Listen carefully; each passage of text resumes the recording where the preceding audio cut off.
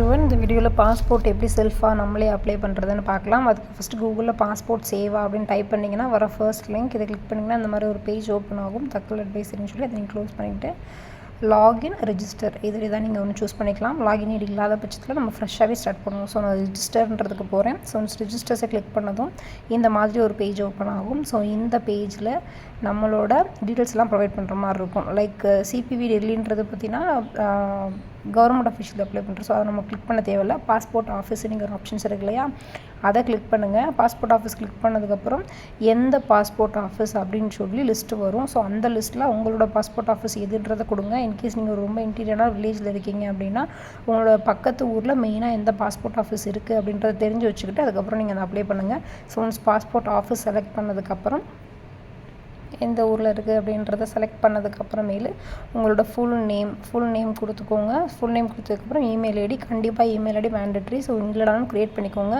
So mail ID கொடுத்ததுக்கப்புறம் என்னோடய mail ஐடியே login idea வச்சுக்கோங்க. அது ரொம்ப கொஞ்சம் மறக்காமல் கொஞ்சம் யூஸ்ஃபுல்லாக இருக்கும். ஸோ பாஸ்வேர்டில் இது சொல்கிற எல்லாமே இருக்கிற மாதிரி like low case, upper case and numeric எல்லாமே இருக்கிற மாதிரி ஒரு பாஸ்வேர்ட் செட் பண்ணிக்கோங்க. ஸோ நீங்கள் எல்லாருமே செட் பண்ணதுக்கப்புறம் சைன்அப் கொடுத்துக்கோங்க. சைன்அப் கொடுத்தீங்க அப்படின்னா ஓடிபி வெரிஃபிகேஷன் போகும். ஸோ ஓடிபி வெரிஃபிகேஷன் போனதுக்கப்புறம் கம்ப்ளீட். அதுக்கப்புறம் லாகின் பேஜ் ஓப்பன் ஆகி உங்களோட லாகின் ஐடி சப்போஸ் நான் சொன்ன மாதிரி இமெயில் ஐடி தான் கொடுத்துருப்போம். ஸோ இமெயில் ஐடி பாஸ்வேர்ட் கொடுங்க, இல்லைனா ஓடிபி கொடுங்க. ஸோ உள்ளே போனதுக்கப்புறம் இப்படி ஒரு பேஜ் ஓப்பன் ஆகும். இதில் வந்து ஃப்ரெஷ் பாஸ்போர்ட் அப்படின்ற இந்த ஆப்ஷன்ஸ் கிளிக் பண்ணிக்கோங்க.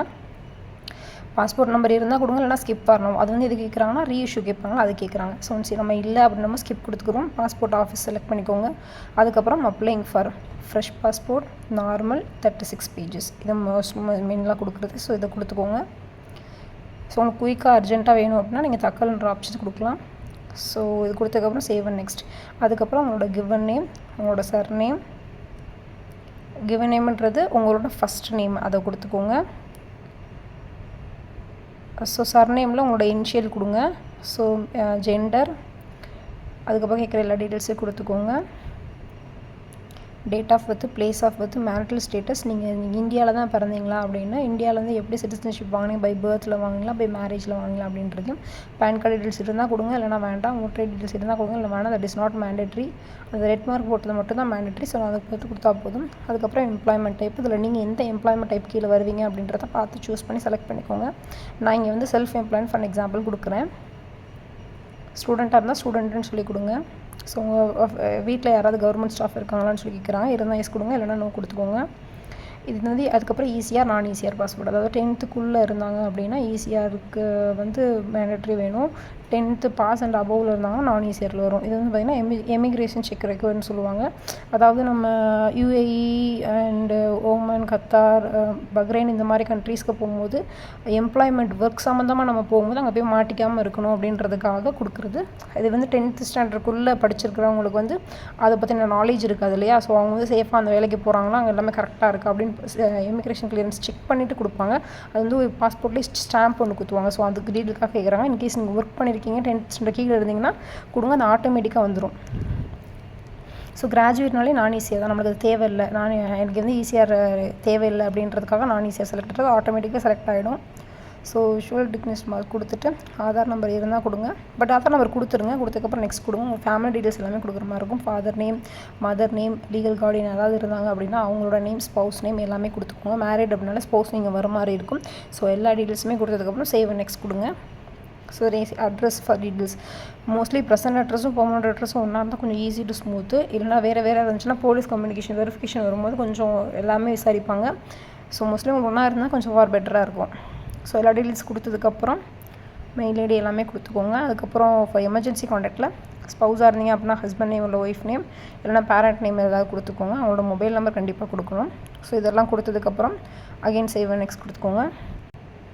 ப்ரீவியஸ் பாஸ்போர்ட், ஏதாவது பாஸ்போர்ட் வச்சுருக்கீங்க அப்படின்னாலோ, டிப்ளமேட்டிக் அஃபிஷியல் பாஸ்போர்ட் இருந்தாலோ, இல்லைனா பாஸ்போர்ட் அப்ளை பண்ணேன் பட் எனக்கு கிடைக்கல அப்படின்ற லிஸ்ட்டில் இருந்தாலும் கொடுங்க. மோஸ்ட்லி இது எல்லாத்துக்குமே நோ கொடுக்குற மாதிரி தான் நம்ம ஜென்ரலாக இருக்கும். பட் நீங்கள் எல்லாத்தையும் ரீட் பண்ணி கிளியராக ரீட் பண்ணி கொடுங்க. இதில் உங்களோட டவுட்ஸ் அண்ட் கொரீஸ் இருந்தால் கமெண்ட் பாக்ஸில் கேளுங்க, நான் உங்களுக்கு இண்டிவிஜுவலாக ரிப்ளை பேக் பண்ணுறேன். So applied for passport apply பண்ணி கிடைக்காம இருந்துச்சானோ ஓகே எனக்கு சேவ் அண்ட் நெக்ஸ்ட் கொடுத்துக்கோங்க. அதுக்கப்புறம் உங்களோட கிரிமினல் ஆக்டிவிட்டி கோர்ட்டில் எதுவும் கேஸ் நடந்துக்கிட்டு இருக்கா, போலீஸ் ஸ்டேஷனில் ஏதாவது என்கொயரி போயிட்டுருக்கீங்களா அப்படின்ற மாதிரி, ஏதாவது வாரண்ட் உங்களுக்கு ஏதாவது இருக்கா அப்படின்ற மாதிரி, பெண்டிங் கேசஸ் ஏதாவது இருக்கா அப்படின்ற எல்லா டீட்டெயில்ஸும் இங்கே வந்து கொடுக்கணும். இது எல்லாத்துக்குமே ரீட் பண்ணி எஸ்ஆர்னோ கொடுங்க. இதில் உங்களுக்கு டவுட்ஸ் இருந்துச்சுன்னா நீங்கள் தாராளமாக என்கிட்ட கேட்கலாம். பாஸ்போர்ட் வாங்கி அது வந்து ரிவோக் பண்ணியிருக்காங்களா, பாஸ்போர்ட் வந்து கேன்சல் பண்ணாங்களா, பிடுங்கி வச்சுருக்காங்களா அப்படின்ற பல டீட்டெயில்ஸை இங்கே வந்து கொடுக்கணும். ஸோ உங்களோட ப்ரிவ்யூ பேஜ் வந்து பார்த்திங்கன்னா அப்படி தான் இருக்கும். இன்கேஸ் இதில் வந்து நேமில் உங்களுக்கு ஏதாவது சேஞ்சஸ் இருந்துச்சு அப்படின்னா நீங்கள் அகைன் கோ பேக் போய் உங்களோட நேம் ஏதாவது டீட்டெயில்ஸ் மாதிரி இருந்துச்சுன்னா நீங்கள் வந்து மாற்றிக்கோங்க. ஸோ சாம்பிளுக்கு எல்லாமே ஓகே ஆயிடுச்சு அப்படின்னா வெரிஃபை பண்ணிக்கோங்க. ஸோ லாஸ்ட்டு வந்து ப்ரூஃப் ஆஃப் பர்த்து, அதில் வந்து உங்களோட பர்த் சர்டிஃபிகேட்டு இல்லை டிரைவிங் லைசன்ஸ் ஏதாவது ஒன்று கொடுக்கணும். ஆதார் கார்ட்லேயே எங்கள் அட்ரஸ் ப்ரூஃப் இருந்துச்சு அப்படின்னா அதை கூட கொடுக்கலாம். ப்ரூஃப் ஆஃப் அட்ரஸ்க்கும் ஆதார் கார்டு இந்த மாதிரி கொடுங்க.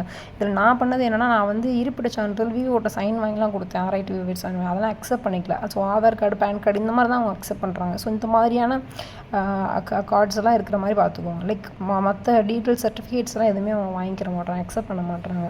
ஸோ ஆதார் கார்டு அந்த மாதிரி ஏதாவது இருந்துச்சுன்னா ஓகே. உங்களுக்கு ப்ளேஸ் மென்ஷன் பண்ணிவிட்டு டேட் மென்ஷன் பண்ணிட்டு கொடுத்தீங்க அப்படின்னா இந்த மாதிரி ஒரு அப்ளிகேஷன் உணவும் இதில் வந்து ப்ரிவ்யூ எல்லாமே கரெக்டாக இருக்குன்னு செக் பண்ணிவிட்டு சப்மிட் கொடுத்தீங்க அப்படின்னா பேமெண்ட் பேஜுக்கு போகும். பே அண்ட் ஸ்கெட்யூல்னு சொல்லியிருக்கோம், அதை கிளிக் பண்ணிக்கோங்க. ஸோ அகைன் நீங்கள் எந்த PSK எந்த பாஸ்போர்ட் ஆஃபீஸ் செலக்ட் பண்ணுறீங்க அப்படின்றத கேட்கும். ஸோ எந்த பாஸ்போர்ட் ஆஃபீஸில் நீங்கள் வருவீங்க அப்படின்றத சூஸ் பண்ணிவிட்டு, உங்கள் பக்கத்தில் எந்த பாஸ்போர்ட் ஆஃபீஸ் இருக்குது அப்படின்றத சூஸ் பண்ணிவிட்டு பண்ணிங்கன்னா அதுக்கப்புறமேட்டு அப்பாயின்மெண்ட் டேட் வரும். அந்த க்ரீன் கலர் இருக்குது ஃபுல்லாக அவைலபிள் டைம். ஸோ அந்த டைமில் உங்களுக்கு எந்த டைம் ஃப்ளெக்சிபிளோ அதை கிளிக் பண்ணிவிட்டு மேக் பேமெண்ட் கொடுத்துக்கோங்க. 1500 நம்ம நார்மல் பாஸ்போர்ட் 36 பேஜ்க்கு அப்ளை பண்ணுற மாதிரி இருக்கும். இதில் நீங்கள் UPI தாராளமாக கொடுக்கலாம். அதில் போய் QR கொடுத்தீங்க அப்படின்னா அதை நீங்கள் உங்கள் ஜிபேலேருந்து ஸ்கேன் பண்ணி பேமெண்ட் பண்ணிக்கோங்க. ரொம்ப ஈஸி ப்ராசஸ் தான். ஸோ பேமெண்ட் பண்ணதுக்கப்புறம் இந்த மாதிரி ரிசிப்ட் வந்துடும். இதை எடுத்துகிட்டு ஸோ நீங்கள் அப்ளை பண்ண டாக்குமெண்ட்ஸ் எல்லாமே எடுத்துகிட்டு நீங்கள் பாஸ்போர்ட் வெரிஃபிகேஷன் ஆஃபீஸ்க்கு போகணும்.